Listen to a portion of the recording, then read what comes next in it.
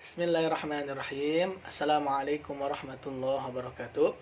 Alhamdulillahirrabbilalamin. Allahumma sholli ala sayyidina Muhammad wa ala sayyidina Muhammad wa barik wasallim. Bertemu lagi dengan Bapak Guru PAI.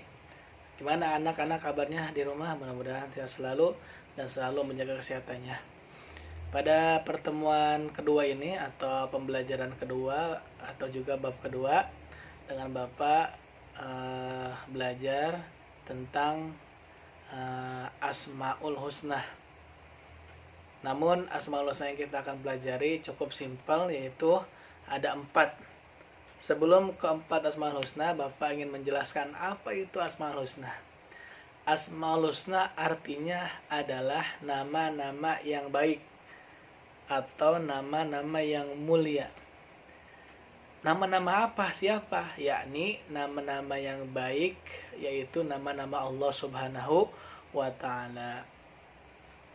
Nah, kita harus mengetahui nih, nama-nama Allah ada berapa di dalam Asmaul Husna tadi, yaitu ada 99 nama Asmaul Husna. Asmaul Husna artinya nama-nama yang baik, nama-nama yang mulia. Untuk siapa? Untuk Allah Subhanahu wa Ta'ala. Jadi Allah memiliki nama Asmaul Husna, itu ada 99 namanya. Begitu adik-adik di rumah, paham ya? Dan pada kesempatan ini Bapak akan mengajak untuk belajar bahwasanya adik-adik harus rajin, sering membaca Al-Asmaul Husna agar kita dijauhkan dari api neraka. Jadi salah satu kemuliaan, kehebatan orang yang membaca Al-Asmaul Husna, maka dia dihindarkan atau dijauhkan dari api neraka. Yang pertama, kita mau membahas Asmaul Husna yang mana disebut di pelajaran kita ini Al-Mumitu. Al-Mumitu artinya Allah yang maha mematikan. Jadi siapapun manusia atau siapapun makhluk yang memiliki jiwa, raga atau nyawa atau bernapas, maka dia akan mati. Oleh siapa? Oleh Allah Subhanahu wa Ta'ala. Dan bisa jadi matinya melalui pelantara seperti sekarang mungkin ya, karena ada corona atau ada kecelakaan. Tapi pada hakikatnya kematian adalah dari Allah Subhanahu wa Ta'ala. Tidak menunggu kecelakaan atau tidak menunggu musibah atau tidak menunggu sakit atau tidak menunggu tua, tetap kematian gimana terserah Allah. Jadi semua makhluk akan mati, al-mumit, tapi Allah tidak akan pernah mati. Allah maha kekal. Yang pertama al-mumit, yang maha mematikan. Dan yang kedua adalah al-hayyu, yang artinya yang maha hidup. Jadi Allah yang maha hidup, masih nyambung nih. Yang ke satu al-mumit, yang mematikan. Yang kedua al-hayyu, yang maha hidup. Jadi Allah tidak terbatas hidupnya, yakni seterusnya Allah akan hidup. Beda seperti kita. Kalau kita mah akan mati semuanya ya. Jadi anak-anak di rumah, siapapun orangnya, siapapun makhluknya pasti akan mati. Tapi Allah adalah al-hayy, yaitu yang tidak akan pernah mati. Di dalam Quran dijelaskan Allahu la ilaha illa huwal hayyul qayyum. Allah itu hayy, maha hidup, dan menghidupkan makhluk-makhluk yang lain. Nah, kita sebagai manusia yang Allah ciptakan adalah hidup.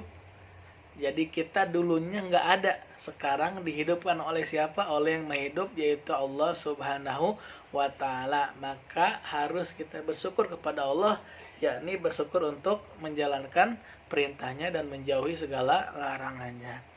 Yang ke satu al-mumit udah, yang kedua al-hayy, yang ketiga al-qayyum. Apa artinya al-qayyum? Al-qayyum artinya Allah maha berdiri sendiri. Jadi Allah tidak butuh kepada makhluknya dan tidak bersandar kepada makhluk.